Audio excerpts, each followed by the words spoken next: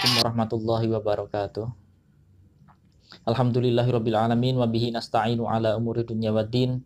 Wassalatu wassalamu ala sayyidil mursalin wa ala alihi washabihi ajmain, amma ba'd. Rabbis shrah li sadri wa yassir li amri wahlul 'uqdatam min lisani yafqahu qawli. Rabbana iftah bainana wa baina qaumina bil haqqi wa anta khairul fatihin. Bismillahirrahmanirrahim. Insyaallah kita pada pertemuan ini akan memulai pembahasannya tentang perkara-perkara yang berbeda antara laki-laki dan perempuan dalam sholatnya. Perbedaan ini bukan berarti perbedaan yang sifatnya itu pokok, bukan. Tapi perbedaan yang sifatnya itu hanya sunnah, dan ketika dilakukan salah satu antar keduanya itu berdampak kemakruhan. Misal yang semestinya ini dilakukan perempuan tapi dilakukan laki-laki, itu dampaknya adalah kemakruhan. Jadi bukan perbedaan yang substansional. Maksudnya kalau ini melakukan ini berarti dia batal, bukan. Kita akan lebih dalam membahas ini, mengetahui, pelajari ini dengan mengartikan insyaallah. Faslun, adapun ini fasal, dibuka ya kitabnya, ini halaman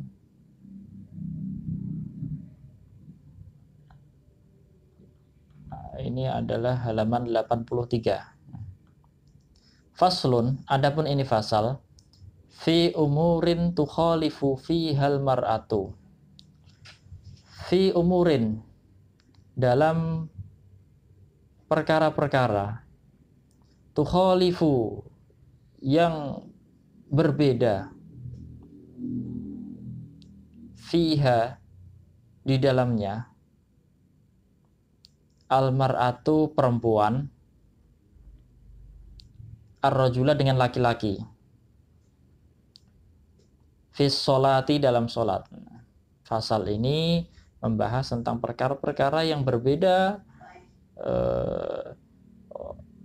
dalam sholat antara perempuan dengan laki-laki. Wal mar'atu, dan perempuan, tukhalifu, itu berbeda, ar-rajula, dengan laki-laki, fi khamsati asya'a, dalam 5 perkara. Nah, di sini disebutkan 5 perkara, namun di naskah lain itu disebutinya 4 perkara. Makanya ini nanti sebetulnya jumlahnya itu ya kayak 4, kayak 5 ya. Tapi ya tidak masalah itu. Ya kayak 4, kayak 5. Ya nanti dihitung 5 juga bisa, dihitung 4 juga bisa, tergantung potongannya atau ngitungnya itu mana. Farrajulu, ini yang pertama ya. Farrajulu, adapun laki-laki, yujafi, itu merenggangkan. Jafa yujafi, merenggangkan.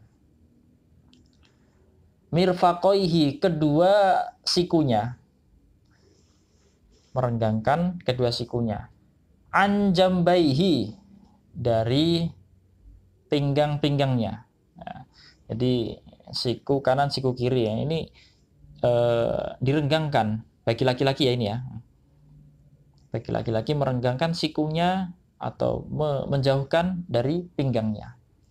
Wa yuqillu, dan mengangkat, batnahu, perutnya, mengangkat perutnya, an fakhidhaihi, dari kedua pahanya. Nah, an fakhidhaihi, dari kedua pahanya, fir ruku'i, dalam ruku', was sujudi, dan sujud. Intinya ketika ruku dan juga sujud, laki-laki itu ya perutnya dengan pahanya itu agak dijauhkan, jangan mepet. Nah, jangan mepet. Kalau mepet ketika sujud misal, perut dengan pahanya, nah itu nanti khusus bagi perempuan. Nah, kalau laki-laki sebaiknya ini dijauhkan, direnggangkan. Pertama tadi merenggangkan antara kedua sikunya dari pinggangnya. Yang kedua ini adalah merenggangkan atau dengan mengangkat perutnya dari pahanya. Intinya direnggangkan.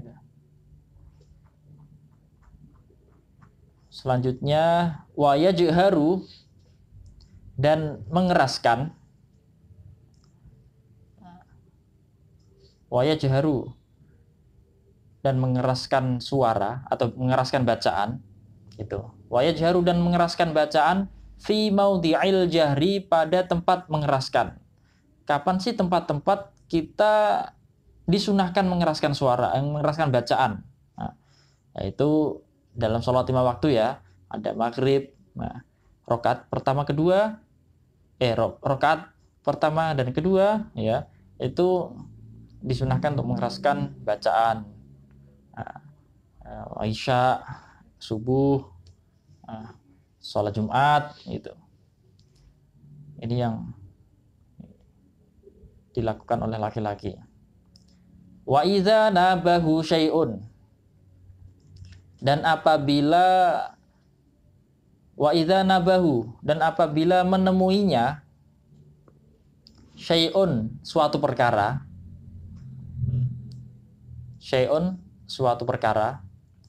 fis sholati, dalam sholat, sabbaha, maka bertasbih. Kalau laki-laki ketika sholat misal dia mendapati suatu perkara, maka dia nanti cara memberi informasi, cara memperingatkan atau mengingatkan itu dengan bertasbih,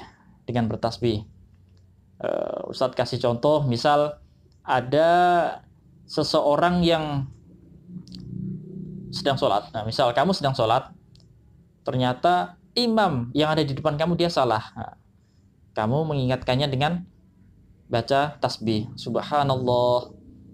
Atau ketika kamu sedang sholat, ada tamu yang pengen masuk rumah kamu, ada orang yang pengen bertamu, baca subhanallah gitu. Atau misal kamu melihat di depan kamu ada orang yang misal dia didekati ular atau ada sesuatu yang mengancamnya, maka kamu baca subhanallah sebagai peringatan dia agar ya tahu di sekitarnya ada apa gitu.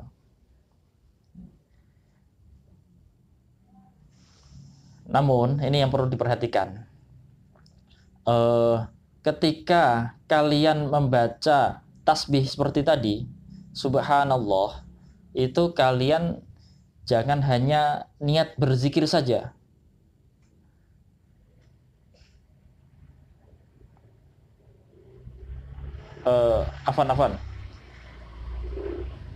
Ketika kamu sedang memperingatkan atau sedang baca tasbih seperti tadi, subhanallah,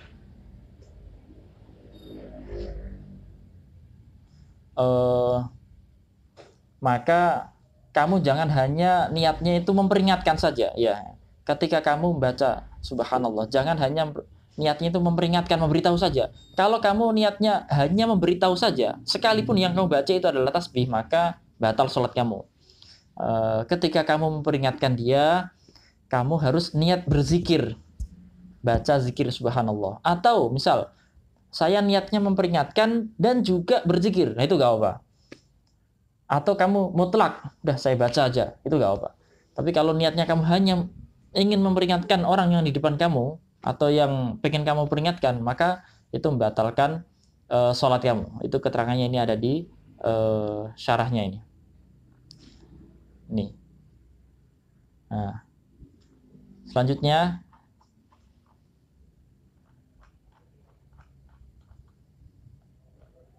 wa auratur rajuli, dan auratnya perempuan,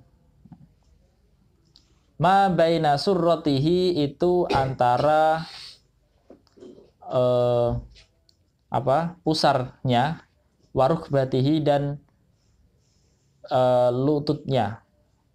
Auratnya perempuan itu ada antara pusar dan lutut. Ini di dalam sholat maupun di luar sholat. Sah seseorang itu ketika sholat menutupi antara pusar dan lutut, namun ya dia tidak mempunyai tata krama, etika menghadap orang yang punya pangkat saja atau kedudukan saja di dunia ini. Kita malu kok ketika tidak menggunakan pakaian yang sopan, apalagi kita sedang bermunajat, sedang menghadap Allah Subhanahu wa taala. Ini antara hal-hal yang bagi laki-laki. Pertama tadi adalah dia Allahumma sholli ala sayyidina Muhammad. Pertama tadi dia itu merenggangkan kedua sikunya dari pinggangnya, kedua dia mengangkat perutnya dari pahanya, ya, dari pahanya, atau merenggangkan. Sama yang ketiga itu mengeraskan bacaan di waktu mengeraskan, di tempat-tempat mengeraskan. Ketiga mengingatkan dengan bacaan tasbih. Yang keempat yaitu tentang auratnya laki-laki itu antara pusar dan lutut. Wal mar'atu, dan perempuan, tandumu itu merapatkan ba'daha, sebagian anggotanya, ila ba'din, ke sebagian lain. Jadi kalau perempuan pokoknya ya semua anggota, pokoknya anggota-anggota yang ada pada perempuan itu ya ketika sholat disunahkan untuk merapat-rapatkan. Misal tadi kalau bagi laki-laki itu merenggangkan kedua sikunya dari pinggangnya. Kalau perempuan disunahkan rapat, kedua sikunya rapat ke pinggangnya, perutnya rapat ke pahanya gitu. Wa tahfidu, dan melirihkan atau merendahkan sautaha, suaranya, bihadratir rijali al ajanibi, di hadapan laki-laki lain. Nah, maksud laki-laki lain di sini adalah laki-laki yang bukan mahramnya. Tapi kalau laki-laki di hadapan perempuan yang mahramnya bukan mahramnya, ya dia tetap mengeraskan suara. Tapi kalau perempuan, dia disunahkan mengeraskan suara di waktu-waktu dia sholat, disunahkan untuk mengeraskan. Namun ketika ada laki-laki lain yang bukan mahramnya, dia disunahkan untuk melirihkan suaranya. Wa idza nabaha, dan apabila menimpanya syai'un, suatu perkara,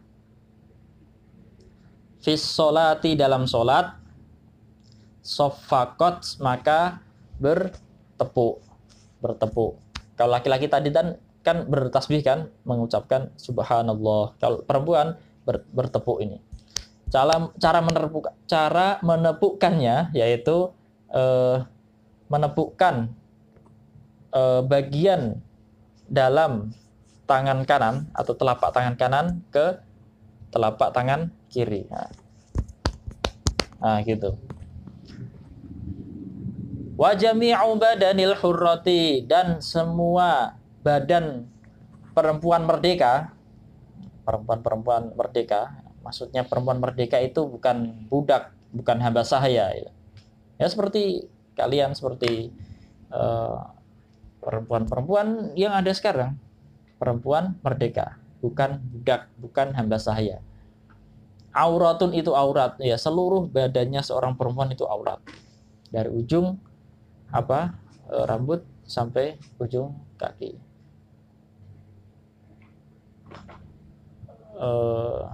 Fis sholati, dalam sholat,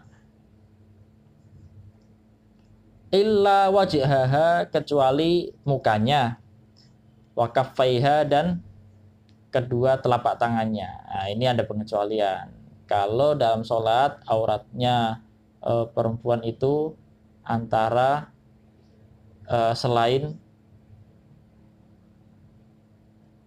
muka dan kedua telapak tangan. Kedua telapak tangan itu batasannya apa? Batasannya adalah ini, pergelangan atau ku'ain, pergelangan tangan ini. Nah ini. Cuma kalau khawatir ketika kalian ruku dan sujud ini bakalan tertarik, misal rukunya segini, Kalau khawatir nanti tertarik gini ya, ya kalau kelihatan ya batal. Kalau khawatir tertarik ya biasanya ada itu apa mukena itu ada cincin atau tali itu supaya nggak tertarik, atau ininya ada karetnya misal. Apa? Terus wal amatu, dan budak perempuan karrajuli itu seperti laki-laki fis sholati dalam sholatnya. Nah, maksudnya apa? Ya auratnya perempuan budak atau budak perempuan itu seperti laki-laki di dalam sholat. Nah, dia sah, hanya menutupi apa auratnya antara pusar dan lutut, sah-sah saja. Nah, ini bagi budak perempuan loh ya, hamba sahaya perempuan. Saat lanjutkan, faslun, adapun ini fasal fi mubtilatis sholati, dalam hal-hal yang membatalkan sholat. Ini perlu diperhatikan juga, ini penting. Ini berkaitan tentang amalan ibadah keseharian kita setiap harinya. Jangan sampai kita beribadah tapi tidak tahu hal-hal yang membatalkan ibadah tersebut gitu. Maka betapa dicelanya orang yang beramal tapi tanpa ilmu. Wah, itu ya martudatun a'maluhu la tuqbalu, amalannya itu ditolak dan tidak diterima.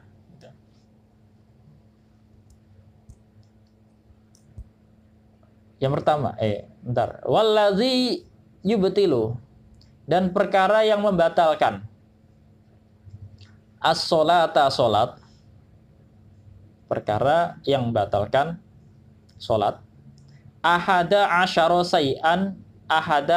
syai'an, itu 11 perkara. Ada 11 perkara yang ini membatalkan sholat. Yang pertama ya, al-kalamul amdu, berbicara dengan sengaja. Ini udah pernah saya rincikan di papan tulis ketika kelas 10 kemarin, pembahasan hadis ya. Al-kalamul amdu, ucapan atau pembicaraan yang dengan sengaja. Ucapan dengan sengaja. Batasannya apa sih? Pokoknya gini, ucapan dengan sengaja ini, sekalipun yang dikeluar atau lafal yang dikeluarkan itu adalah satu huruf, kalau mempunyai makna maka dia batal. Satu huruf tapi mempunyai makna, dia batal. Contohnya adalah qi. Nah, qi itu mempunyai arti jagalah gitu. Itu batal. Atau mungkin kalau dalam bahasa Indonesia apa ya? Dalam bahasa Indonesia contoh yang mempunyai makna.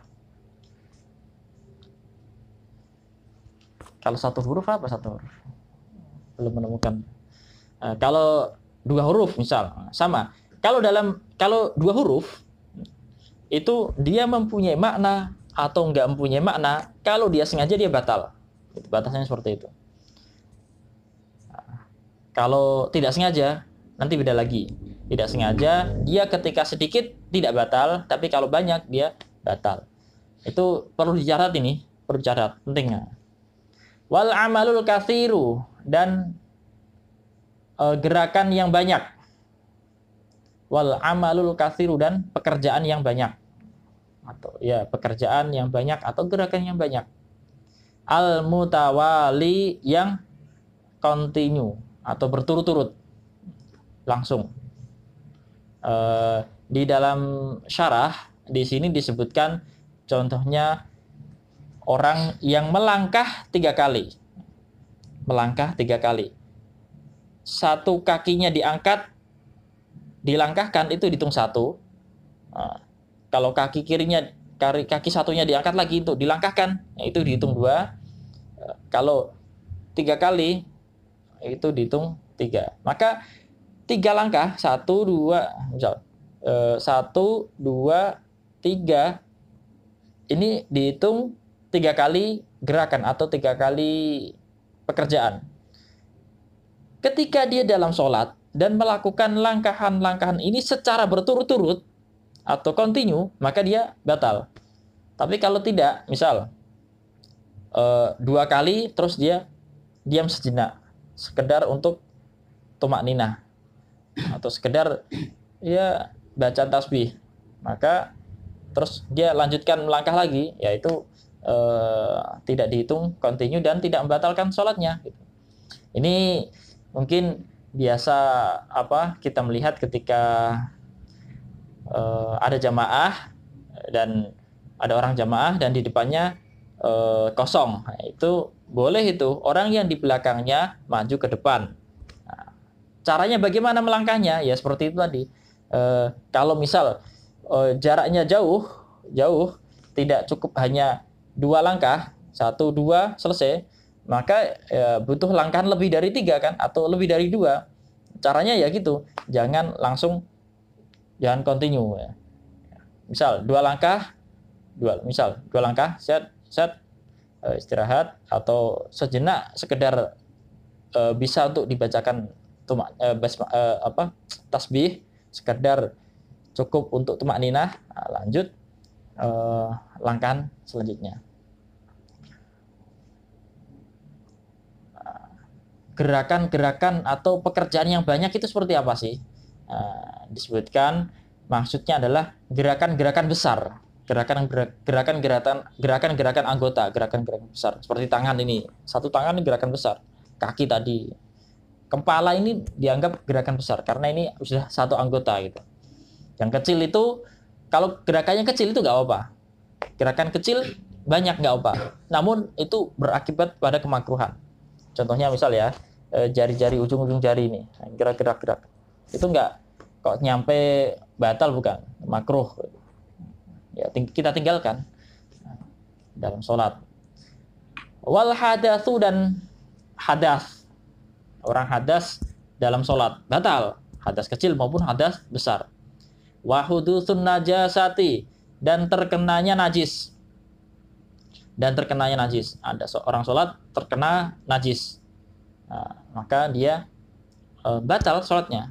Namun ketika dia sedang sholat, misal ada pakaiannya terkena najis, kejatuhan misal kotoran cicak misal, dia langsung, atau kotoran burung, ketika tahu pakaiannya itu, misal saya contohkan ya, peci ya, ketika dia tahu ada kejatuhan sesuatu dan itu, wah ini kotoran burung ini di atas ini, langsung dia lempar. Nah, dia langsung melempar peci tersebut, tapi tanpa menyentuh najis tentunya.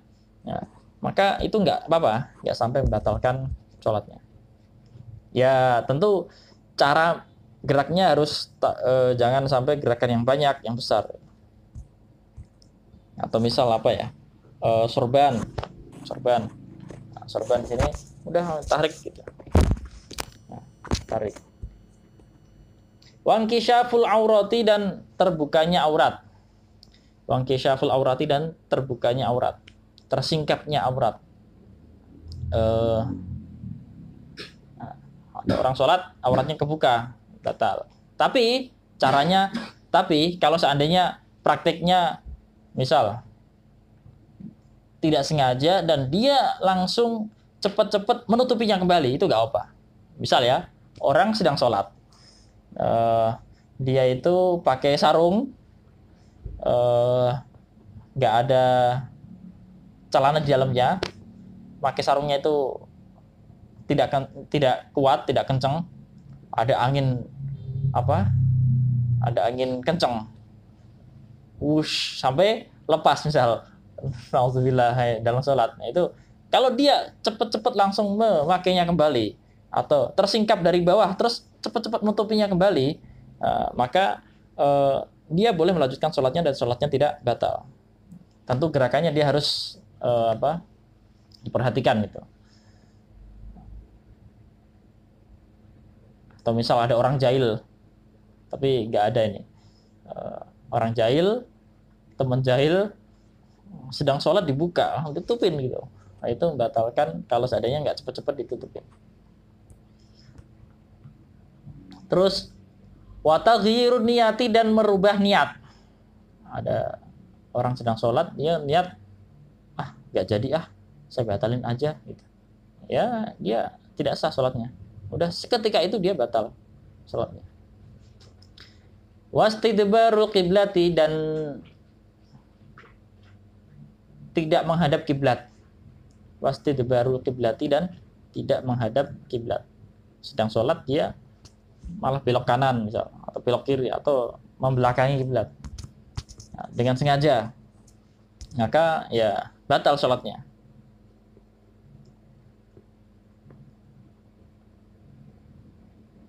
Wal aklu, dan makan,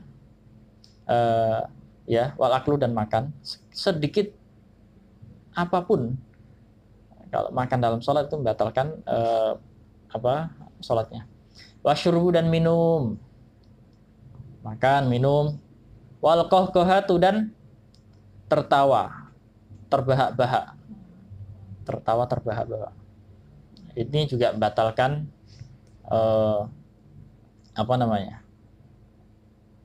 sholatnya.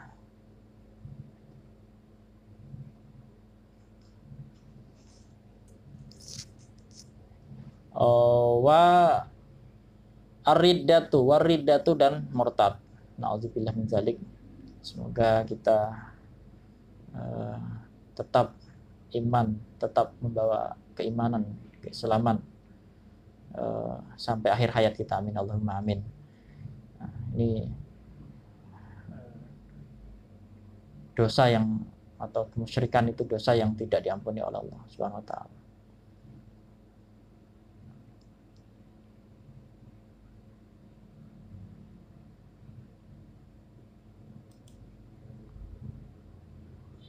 Ya Ustaz, cukupkan sampai di sini ya. Jika ada yang kurang jelas, pengen ditanyakan, silahkan ditanyakan, jangan malu-malu.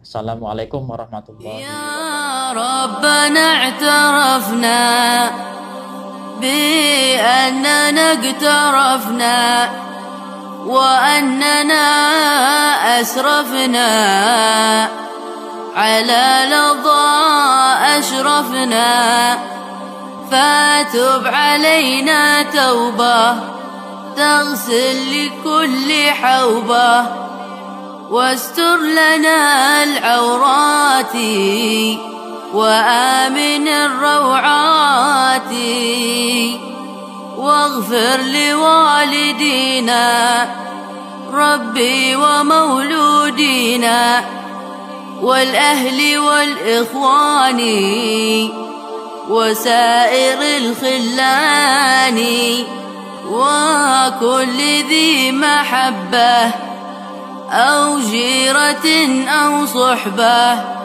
والمسلمين أجمع آمين ربي يسمع فضلا وجودا منا لا باكتساب منا بالمصطفى الرسول نحظى بكل سول صلى وسلم ربي عليه عد الحب وآله والصحب عداد طش السحب والحمد للإله في البدء والتنام